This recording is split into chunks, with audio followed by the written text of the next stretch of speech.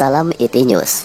Di bawah tekanan dan pembuktian dunia luar, komunis Tiongkok akhirnya terpaksa mengakui bahwa mereka telah memerintahkan instansi yang berwenang untuk melenyapkan sampel virus dengan dalih demi kepentingan keamanan laboratorium. Argumen yang terlambat ini jelas tidak bisa dibenarkan.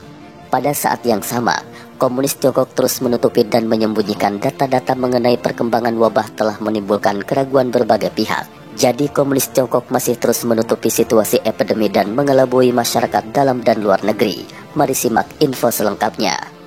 Salah satu dari fakta bahwa komunis Tiongkok menutupi situasi epidemi yang terjadi di negaranya adalah meminta instansi yang berwenang mereka untuk melenyapkan sampel virus. Namun komunis Tiongkok selalu membantahnya.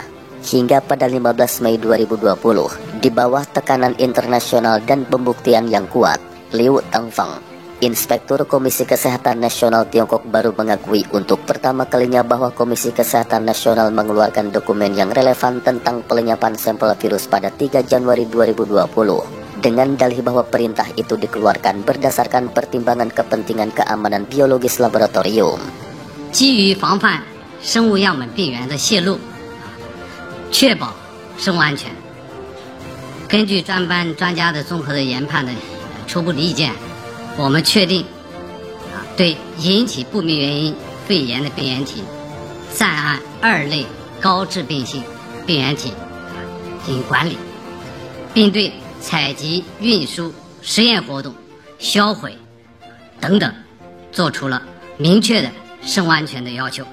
Xing Tianxing, seorang komentator politik yang tinggal di Amerika Serikat, mengatakan, pada awalnya komunis Tiongkok berulang kali membantahnya. Sekarang harus mengakuinya karena sebagian besar bukti nyata telah berada di tangan komunitas internasional. Mereka mau tak mau mengakuinya. Pada saat ini mereka mulai berdalih. 最开始中共一再是在否认，现在呢，他已经是不得不去承认，因为这个实在的证据啊已经被国际社会拿到手了，他不承认也不行了。这时候他又开始诡辩。 Menurut Xing Tianxing, tidak mungkin bagi negara-negara di seluruh dunia untuk mempercayai alasan yang dikemukakan komunis Tiongkok. Dikarenakan menghilangkan sampel virus tidak ada hubungannya dengan keselamatan laboratorium itu sendiri, tetapi mereka justru secara langsung mencegah penyelidikan terhadap sumber penyebaran virus. Xing Tianxing berkata, memang niatnya adalah untuk menutupi sumber sebenarnya dari penyebaran virus. Pada saat yang sama, tanpa malu-malu untuk menghindari berbagai sampel virus dan menolak penyelidikan oleh komunitas internasional. Bagi dunia, penjelasan komunis Tiongkok sudah tidak dapat diterima, tidak dapat membuat orang percaya kepada mereka.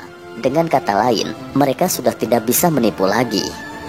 Radio France International mempertanyakan, mengapa Komisi Kesehatan Nasional Tiongkok begitu terlambat dalam mengeluarkan penjelasan? Jika hanya persoalan keamanan, mengapa menyembunyikan informasi penting seperti ini sampai sekarang? Sejak awal penyebaran wabah, sudah beredar berita di kalangan masyarakat soal komunis Tiongkok melenyapkan sampel virus. Bahkan media Caixin pada bulan Februari telah mengungkapkan bahwa Komisi Kesehatan Nasional Cabang Provinsi Hubei masing-masing pada 1 Januari dan 3 Januari tahun ini telah menginstruksikan laboratorium P4 Wuhan dan instansi terkait lainnya untuk melenyapkan sampel virus. Instruksi juga melarang baik instansi maupun individu untuk menerbitkan makalah atau data yang relevan kepada pihak luar. Pada 20 April 2020, media Taiwan memperoleh salinan dokumen internal Partai Komunis Tiongkok yang mengungkapkan bahwa Komisi Kesehatan Nasional Tiongkok telah memerintahkan instansi terkait untuk melenyapkan sampel virus. Pada 1 Mei, media luar negeri mengungkapkan bahwa aliansi intelijen 5 mata yang dibentuk oleh Badan Intelijen Amerika Serikat, Kanada, Inggris, Australia, dan Selandia Baru mengecam keras tindakan komunis Tiongkok melenyapkan sampel virus. Saat ini, Komite Kesehatan Nasional Tiongkok yang tidak dapat mengelak fakta terpaksa mengakui perbuatannya, meskipun dengan alasan demi keamanan laboratorium itu masih berbau bohong.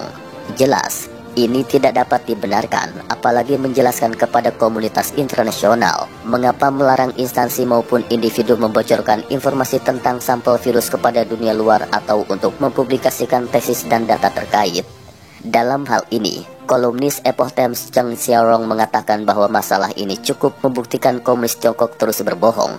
Jadi tidak heran jika masyarakat bertanya, selain itu, apa yang komunis Tiongkok sembunyikan? Pada 9 dan 10 Mei 2020, sejumlah kasus baru COVID-19 kembali muncul di komunitas Sanmin dan distrik Tongsihu, Wuhan, Tiongkok. Pada 11 Mei, otoritas Wuhan mengeluarkan pemberitahuan darurat untuk melakukan tes asam nukleat nasional dalam 10 hari. Seorang warga Wuhan yang tidak bersedia disebutkan namanya mengatakan bahwa untuk mencari prestasi politik, terlepas dari ketidakakuratan hasil tes asam nukleat, terburu-buru membongkar rumah sakit darurat ala gudang telah menanam bahaya tersembunyi yang harus dihadapi sekarang. Warga dengan identitas anonim tersebut berkata, setelah secara politis menutup rumah sakit berbentuk gudang tempat penampungan pasien, orang-orang yang tidak menunjukkan gejala dianggap tidak terinfeksi kemudian dipulangkan. Setelah pulang, yang satu menularkan virus ke lainnya dan akhirnya menyebabkan wabah berkecamuk seperti yang terjadi di komunitas Sanmin. Padahal para pejabat sangat menyadari apa yang akan terjadi ketika orang-orang ini dipulangkan. Tapi untuk mempertahankan jabatan, mereka menutupi dengan cara mengelabui. Demikian tambahnya. Pada 13 Mei 2020, media Foreign Policy mengungkapkan sebuah database epidemi yang diproduksi oleh Continental University of Defense Technology. Laporan itu menemukan bahwa ada 640.000 kasus informasi di 230 kota di seluruh daratan Tiongkok. Meskipun ini hanya data statistik yang tidak lengkap, belum dapat dikonfirmasi apakah ini mewakili 640.000 kasus infeksi yang terjadi. Akan tetapi jumlah ini jauh melebihi angka resmi yang dipublikasikan Komunis Tiongkok yang hanya mencapai 80.000 lebih. Ini saja sudah cukup untuk membuktikan bahwa Komunis Tiongkok menutupi fakta sebenarnya dari epidemi.